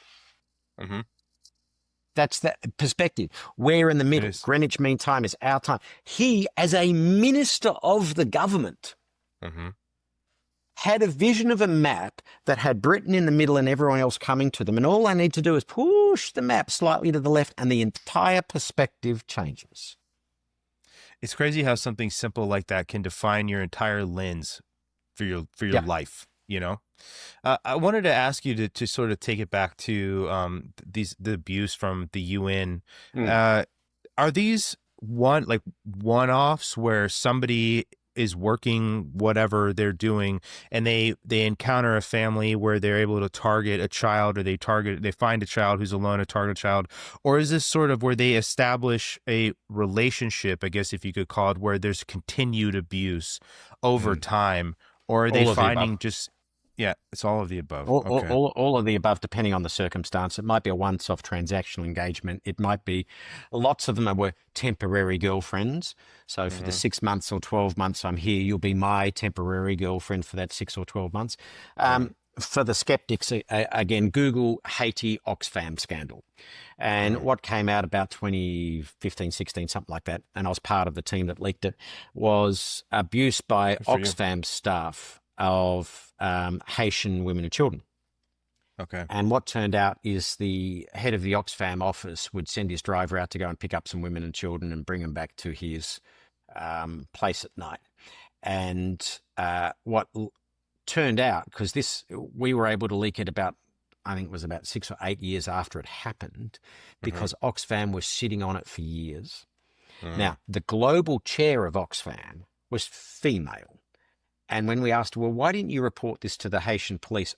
We didn't think they would do anything about it, which might be true, but it was actually a good demonstration of how the NGOs believe they're above the law.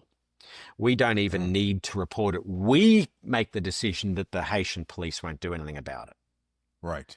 And what actually turned out, this guy was Belgian, and he had been hired by other agencies who heard that he was an abuser and just passed him off to other agencies. I'll write you a good reference if you bugger off. So sometimes it's just an individual encounter. Sometimes it's ongoing grooming for the period you're in a country. And sometimes it is country to country to country to country, and employer to employer to employer. And this is why my great anger at this is not the individual perpetrator, but it's the system that sits back and knows this is happening but refuses to put effective prevention and prosecution mechanisms in place. The fact that the global head of Oxfam could have known about this and chosen not to report it to the police. She didn't have the hardwiring in the brain that had the wrong sexual attraction. She had made the commercial decision to not report and to not prevent, just like Zuckerberg. Right. Jesus. There is evil amongst us, Brandon. Yes. And I don't need to talk about satanic churches and worshippers and things like that. No. And those two cults I mentioned, they just use it as a vehicle. They're not like, this isn't a belief system, it's just a thing to scare kids online. I mean, does this perpetrate so much because there's just such of a loose leadership structure within the UN that there is no accountability? There's no leadership in the UN. I mean, let's cut the crap here. The UN is the collective will of the member states. So someone will look at the Secretary General and assume he's the boss of the UN and the command and control structure, like the military. So, no. The UN Secretary General is in charge of the UN Secretariat, the building in New York, the building in Geneva, the building in Vienna, and the building in Nairobi, and that's about it. The UN is made up of 40 or 50 specialized agencies, organizations, funds, and programs. So discoordinated are they? I once asked the question in a UN staff forum, how many UN agencies, funds, and programs are there? And no one could agree on the number. So WHO, the World Health Organization, which is part of the UN, reports through member states of WHO, not through the General Assembly. The United Nations Development Programme reports through its administrator. UNHCR reports through the High Commissioner. It is so disjointed that there is no command and control. So when people say, we can solve Israel by putting the UN in charge of Jerusalem, it's like, are you kidding me? There is no chance in hell they would be able to organize the garbage collection in Jerusalem, let alone anything else. The UN is dysfunctional, and here's the kicker, Brandon, as dysfunctional as the member states intend it to be. And when people challenge me on that, I say, okay, you name me the nation-state government that wants a strong and efficient United Nations coming and telling them what to do. So There is I one. can sit back as being Norway or Sweden or the United States and saying, wow, shouldn't they control that abuse in Haiti? Well, what if the United Nations then talks about the black incarceration rate in the United States? Or the UN talks about the abuse of indigenous people in Greenland, or the Sami people in north of Sweden, or the forced sterilisation of the Sami people in North Finland. And I say Finland, Sweden and Denmark and Norway as examples of the countries that we always put out as the good ones. Guess what? They've got enough skeletons in their closet too that they don't want a strong and efficient United Nations coming in and telling them what to do. And it's really easy for us to blame the UN. There is no such thing as the UN. The UN is the collective will of the member states. When it comes to security, it's the collective will of the permanent five of the General Assembly: the United States, China, France, Russia, and the United Kingdom. And in how many circumstances can the United States, Russia, China, France, and the United Kingdom agree on something? So once you accept that, you go, yeah, correct. Very easy to blame the UN because it allows us to distract the debate from where it should be, which is blaming ourselves for not holding our own governments to account. At the end of the day, whose fault is it? It's us. Yeah. I was just going to say, that's the way the self-licking ice cream cone preserves itself, is by not taking action to fix any problems and just being the self-licking ice cream cone it is. That's right. This whole conversation has been completely eye-opening. I said at the beginning that it's amazing to me that this doesn't get more attention because there's proof of this. This isn't a conspiracy theory, like you said. There are whistleblowers, there's evidence. You've documented well how you can track genetically these kids back to fathers to prove that they were in country, because you have to be in person to swap bodily fluids to develop a child, right? That despite all of this, there's no interest in, a global movement to stop it. And I've listened to you talk before. We've reached out to the UN several times to say, do you want to take this technology? Yeah, no, we're they not have no interest in it. Putting an IP on it, none at all. And just to explain, sorry, Brandon, to your listeners quickly. No, you're fine. Just if you're a little bit confused on the science of how it works, let me give you a concrete example. Child M. We take Child M's DNA, we whack it on 23andMe and Ancestry.com, and we get a 25% match with a man named J. As a 25% match, J is M's half-brother or uncle. That's the only option as a 25% DNA match. Given child was 10 and J was 50-odd, he has to be the uncle. So you jump onto J's Facebook and you find he's got two brothers, Peter and Paul. And therefore, if J is the uncle, Peter or Paul have to be the father. Not hard. Right. Jump on to Peter and Paul's Facebook.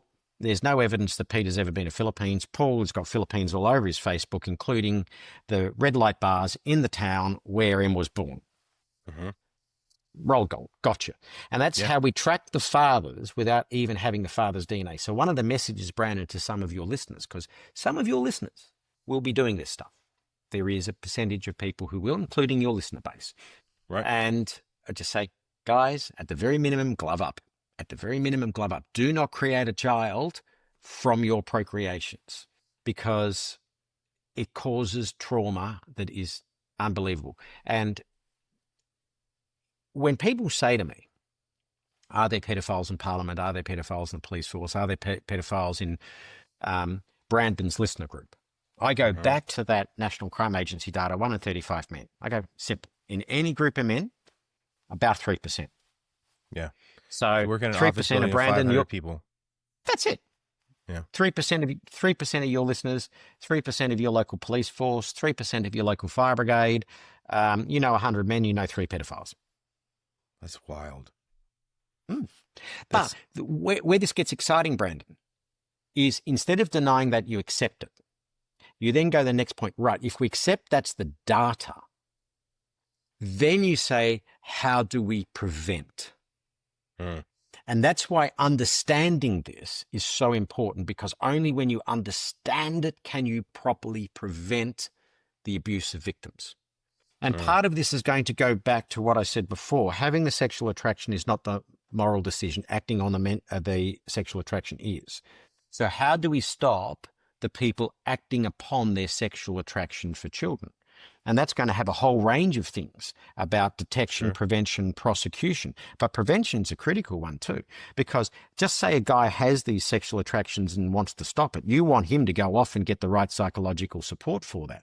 But if we create a mandatory reporting mechanism where the psychologists have to report to law enforcement if someone's in front of them expressing these predilections, he's not going to go to psychological support, is he? No. So have we just caused good or harm? I would say probably a net harm, because now you're not tracking somebody who, Not just not tracking, we're not helping him stop it. Yeah, right. Because the other thing about understanding that it's a hardwiring in the brain is it's not a conscious choice.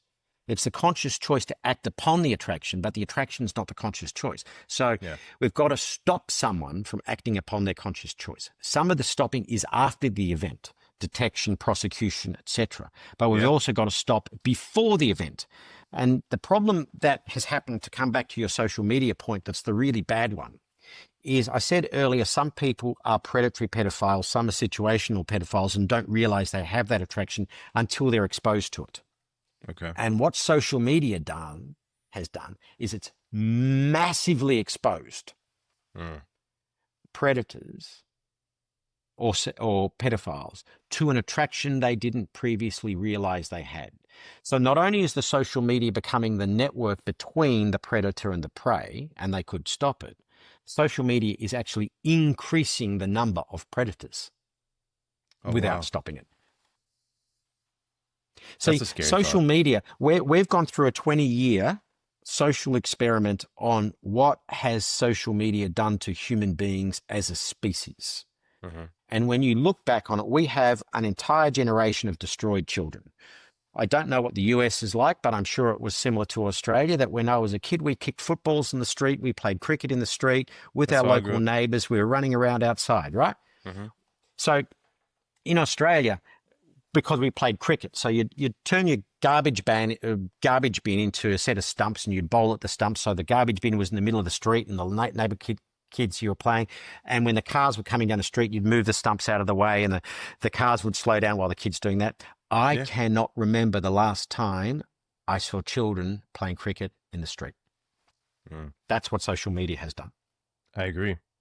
It's created this culture of being afraid all the time too, and I think it's also one of the reasons why you see so many people not having children, because now when I grew up, my mom was totally okay with sitting me outside, telling me to come home at this time for lunch, or she'd yell, stay in earshot, and she wasn't watching me constantly, and she had time for herself, she had time to clean the house, right? And now there's this expectation where if you're a parent and you're a parent of multiple children, you are going to have all of these children in your house all at once. I think it's just something that incentivizes having kids. There's so many tertiary effects to this.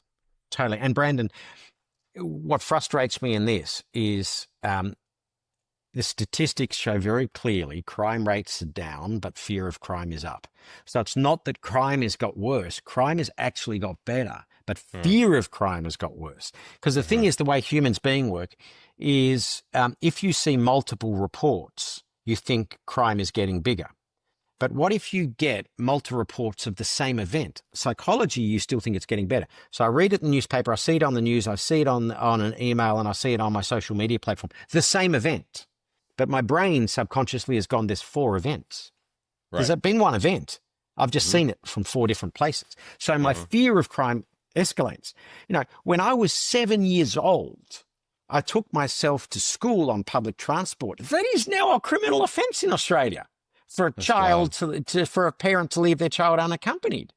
We're in the Australian rules football playoff season. And if you want to see a real football game, not this rubbish where you throw a ball, but actual proper football where men don't wear pads and helmets and shit like this, the Australian football playoffs are going on right now.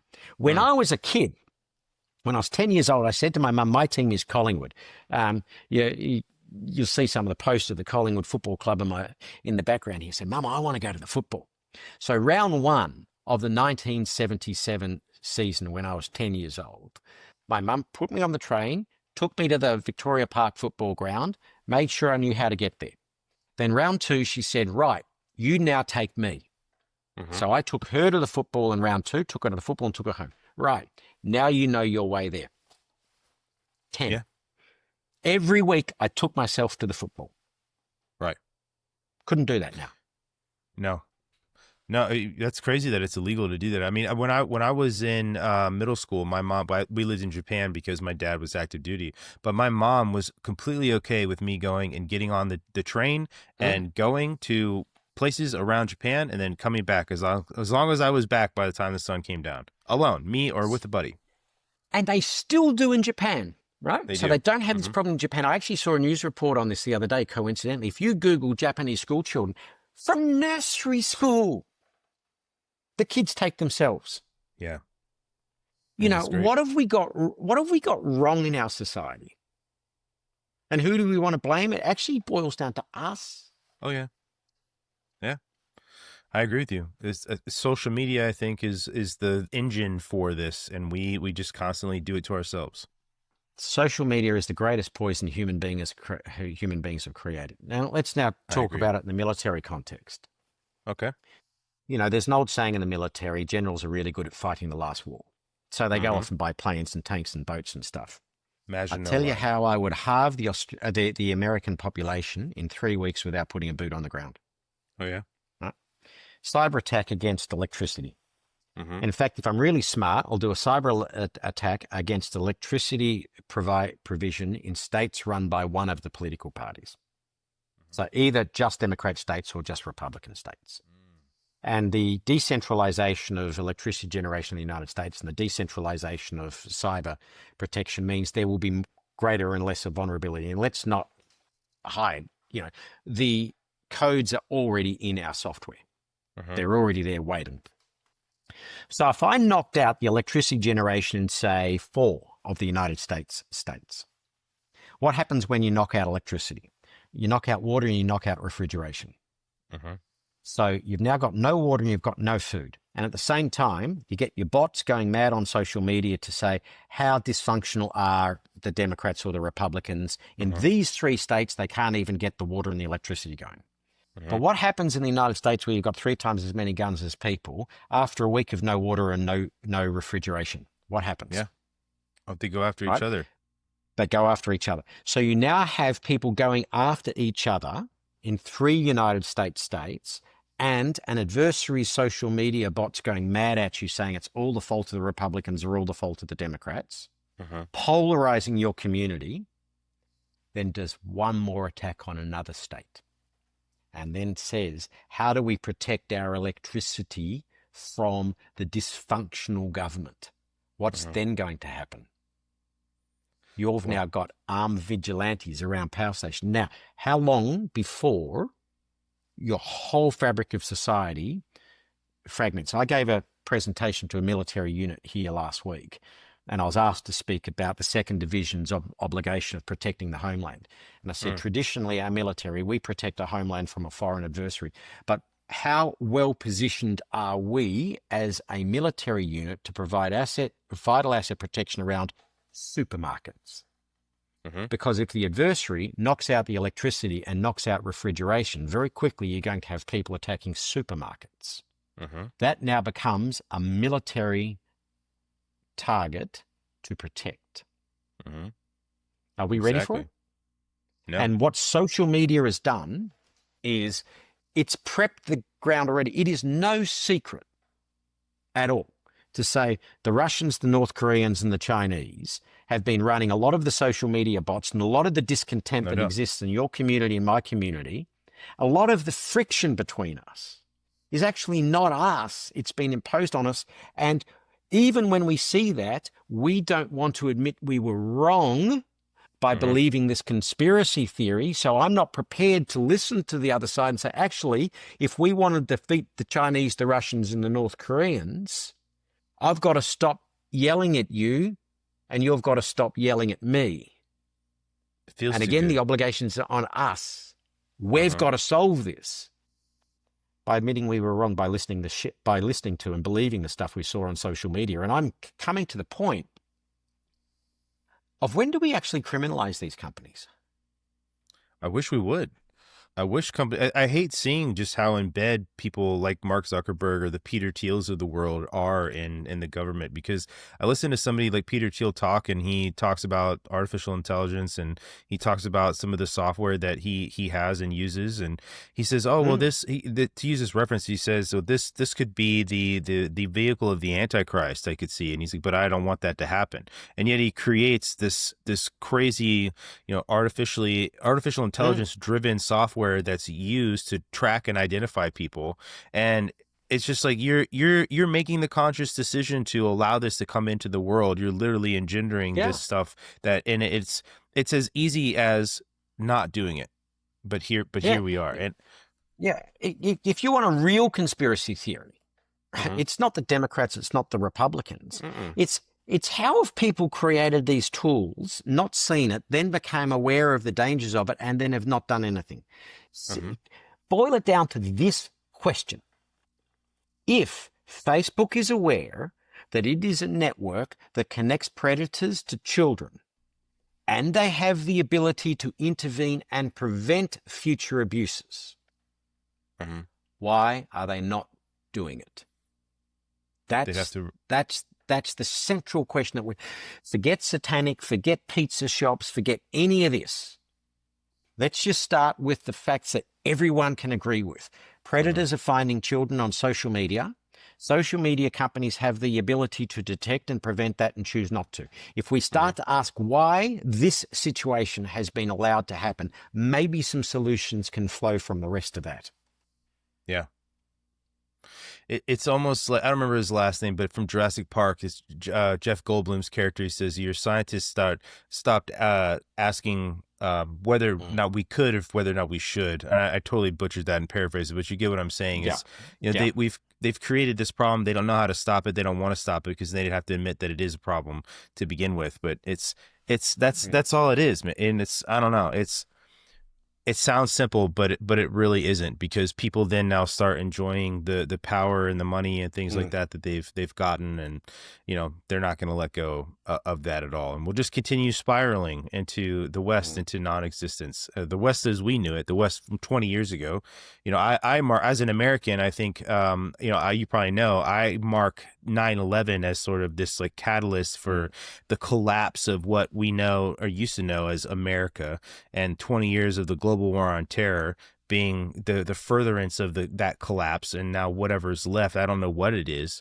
It's certainly not the America that I thought I grew up in, and the America so many people that I know feel like they remember. Whether they're romanticizing some of these things or not is another conversation. But yeah, I mean, while we were messing around in the sandbox and arguing about politics, and that all of that devolved into with woke, whose bathroom should I use or whatever, quietly, actively, successfully, the Chinese were building the BRI. They were building a military whose sole design is to defeat the U.S. military. And Brandon, who has the world's largest navy by ship numbers?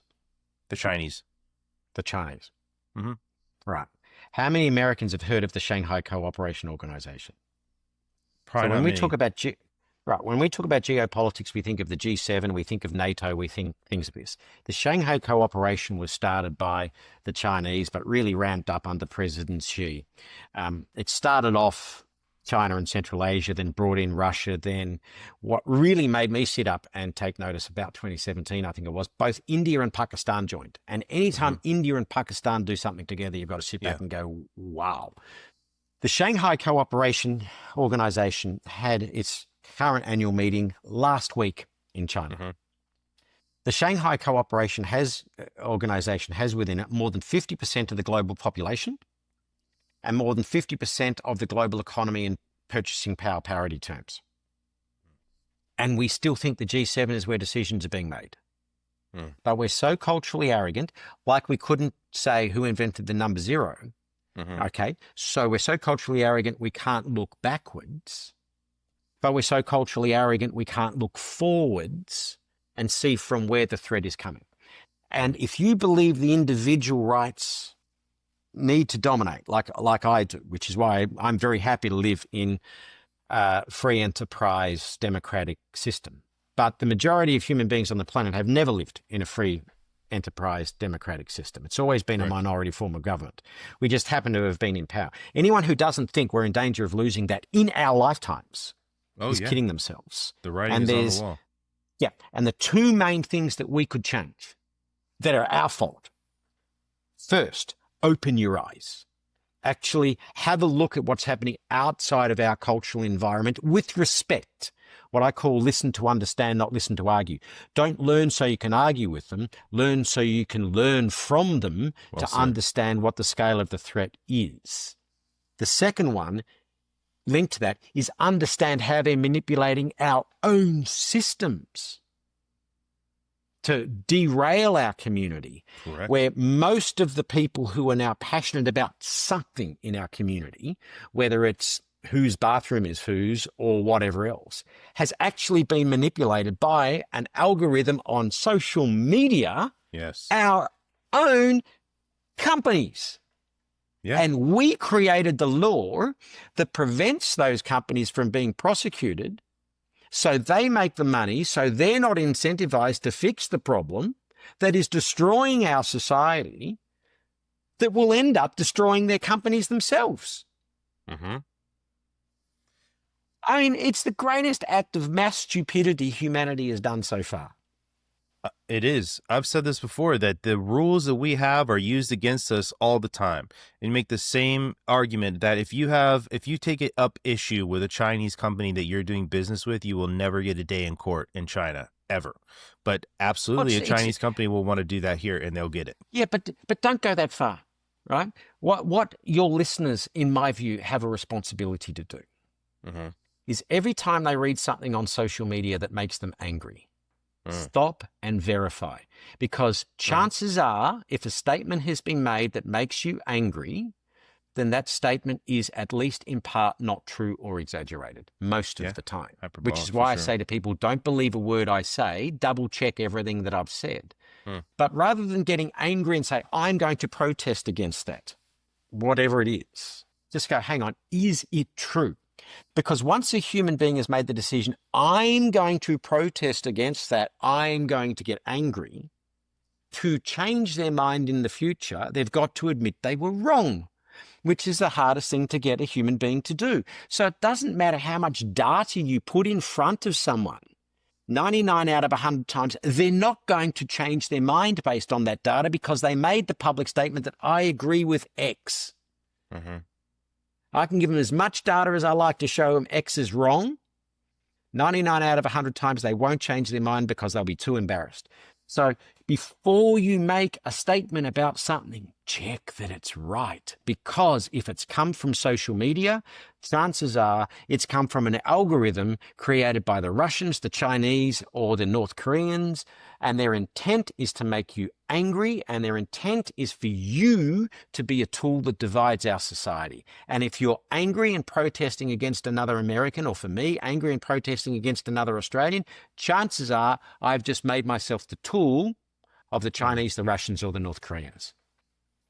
I actually think that that's a great message to wrap up this conversation on, because there's been several themes that we've talked about tonight, and accountability, I think, is an overarching one, and recognizing that you have to be able to change your course of thought when you're presented with accurate and real information. And also, the main theme of this is that, like you said so aptly before, that there is evil in this world, and people will turn a blind eye to it because they don't want to have to admit that they're wrong, and also that it requires them to take action and do something to stop it. But this has been an amazing conversation with you, Andrew. I truly appreciate your time and the fact that you've put yourself in positions to call out things that nobody wants to talk about, and at risk to yourself, your credibility, all of the above. It's been a pleasure to listen to you talk, and I hope that you find an avenue to bring this system using genetics to identify fathers, to pinpoint and provide evidence, for hopefully one day justice, dare I say, that happens, because it certainly should, I think. Yeah. Thank you, Brandon. Yeah, absolutely. Well, everybody listening, I would like to give you the opportunity to tell people where they can find you, and then we can wrap up. So there's two places you can find me. Hear Their Cries, the charity I set up. So just go to www.heartheircries.org. Hear as in ear, there as in theirs. Or just Google me. I'm not hiding from anyone. Andrew MacLeod. If you put in, funnily enough, Andrew MacLeod, sex abuse, the United Nations, you'll find me. Well, some fun terms to be attached with Google. Yeah. Okay. Well, thank you again, everybody. Please check out the show notes for the information on you can find for Andrew, and then also check out the sponsors in the show notes. And we'll catch you guys on another episode. And Andrew, again, thank you so much for your time, and hopefully we could talk again sometime in the future. I'd like that, Brendan. Thank you.